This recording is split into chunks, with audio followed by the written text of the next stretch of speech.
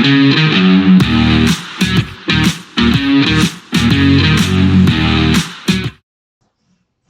welcome back to the Supercoach Nuff channel. In this video we're going to do our Game Week 20 review for Fantasy Premier League in the 2023-24 season.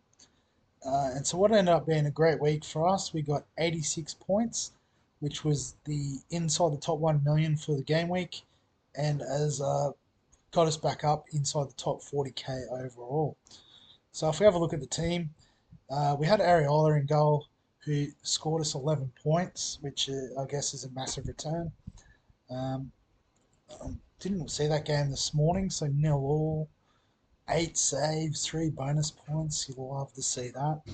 So it would have been a boring one to watch, probably a good one to miss, 0-all, but I guess with 8 saves there was a bit of goal action, but not good enough to get past the big man. Our defense was a bit flat this week. We had Augusto with 0. So goals and a yellow card. Porro with 2, Gabriel with 1. But our midfield was much better. So went the wrong way with our captaincy. Salah scoring 16. Could have been more if he could have slotted the first penalty. So a massive week from Big Mo. But we had Son as captain and he scored a goal. Fairly certain he scored a goal, yep. 2 bonus points, so 9 points for Son. Richarlison also getting a goal, so 8-point return from him. Palmer getting, I think it was a double, got 2 goals and an assist, getting all the bonus points. So 18 points. I know a lot of people traded him out after his suspension. Glad we held on to him. Gordon with a 5, Jackson with a 5, so an assist for each of them. There you go. I finally worked out how to see their points breakdown without looking at the information. It's only taken 20 game weeks. And Solanke blanked. So, I mean, after getting his hat trick last week, can't complain about that. On our bench, so Dubravka scoring 8. I was a bit concerned we moved the wrong way. With that, Dubravka obviously getting the penalty save. 10 points for that. Oh, no, sorry. Value 10 points for it. I don't know why it's valued at 10, but that's... Oh, no, penalty save is 5 points. There you go. I just can't read. But 10 saves as well. Yeah, so Liverpool killing it in the game and in the league. Love to see it. Haaland didn't play. Trippier did not much. Kabore, nothing as well. So yeah, so you can see all the green arrows here, which is fantastic. But you can also see a lot of red on screen. So got 4 players heading off to either the Cup of Nations or the Asian Cup. But the solution's already here, because when I was having a bit of a look, I noticed the wildcard was available. And in a moment of panic, I had a look, found some trades I liked, and played it. So you can see New Year's Eve I got on, so didn't even wait out till the end of the year or the end of the round. But I'll highlight the players there, but you can see basically there was 5 trades I wanted to make. So I made those, ended up with $0 in the bank, which is part of the reason why I didn't hesitate. I thought, well, you know, these players are going to go up in value. And if we have a look, you'll already see from the list that Arnold's gone up, Bowen's gone up. I believe Watkins has gone up from 8.8 to 8.9. Alvarez has gone up. So, you know, if I had hesitated, I wouldn't have been able to put this team together. So, in the end, I think it was the right move. It just means I don't have another wild card for the rest of the year. So, yeah, I've got to come up with a plan of action to get Salah and Son back in. But that's future Nuff's problem. So, just to review the trades. So, obviously, Salah and Son were the first 2 out. Just loaded in Bowen and Saka. So basically the next 2 on the list. You know, Bowen's crushing it, playing as a striker for West Ham. Saka doing Saka things at Arsenal. So they were really no-brainer picks. Left quite a bit of money. So my initial thought straight away was to upgrade Watkins.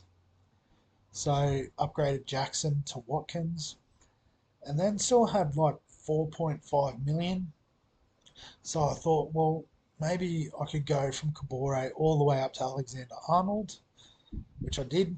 And then I still had an extra point one, so I thought, well, why don't I go from Solanke to Alvarez? Or hang on, Solanke. I don't know what I traded Solanke at. I thought he was slightly cheaper or even the same price. Well, regardless, maybe everyone's bought in Solanke now and he's just rocketed up in price.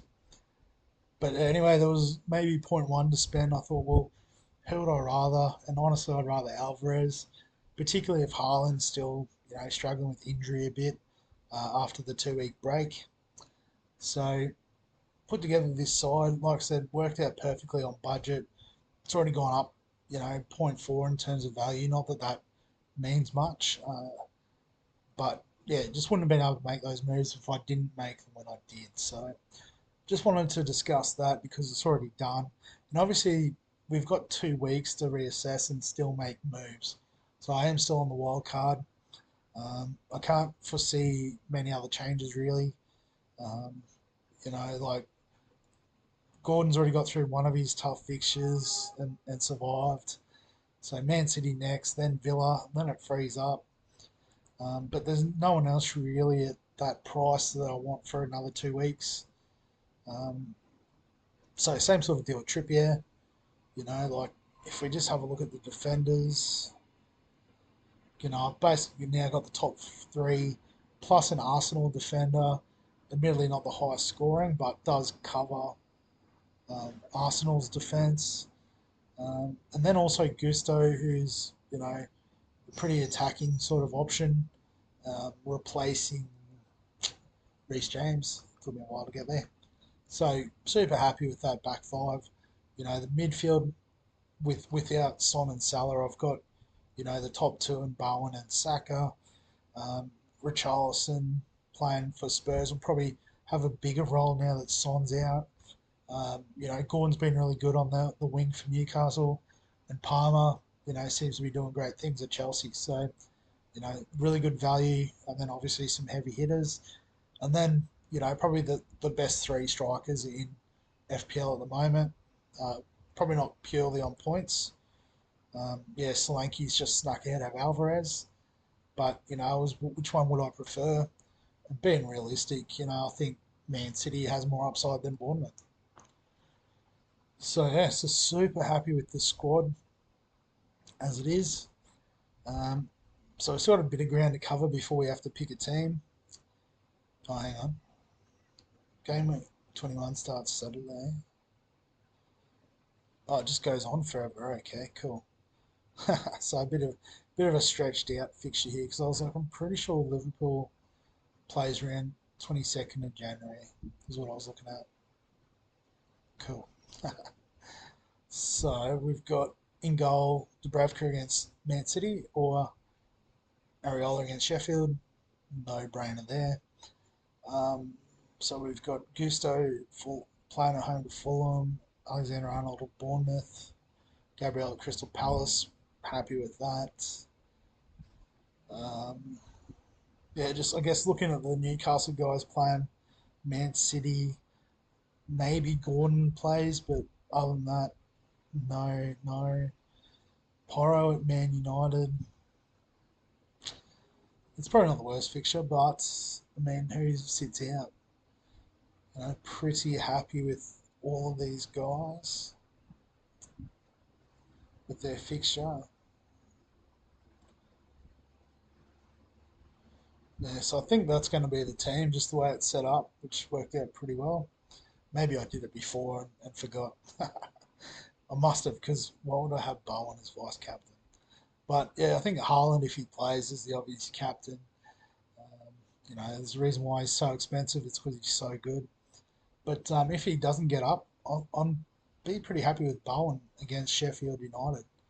I reckon there's at least a goal in him there. Um, he could go Saka or Watkins. That's totally understandable. But yeah, I'm pretty happy with this setup. Must have been because I did it myself previously. But yeah, so I guess there's the round 20 review done. Obviously, come back a bit sooner than I thought to review game week 21 or preview, I should say game week 21. But yeah, between now and then, if you've got any questions, comments, thoughts, feel free to add them below the video. Like the video, obviously, if you enjoy all the FPL content. Subscribe to the channel for all the fantasy content. And other than that, we'll catch you in the next one.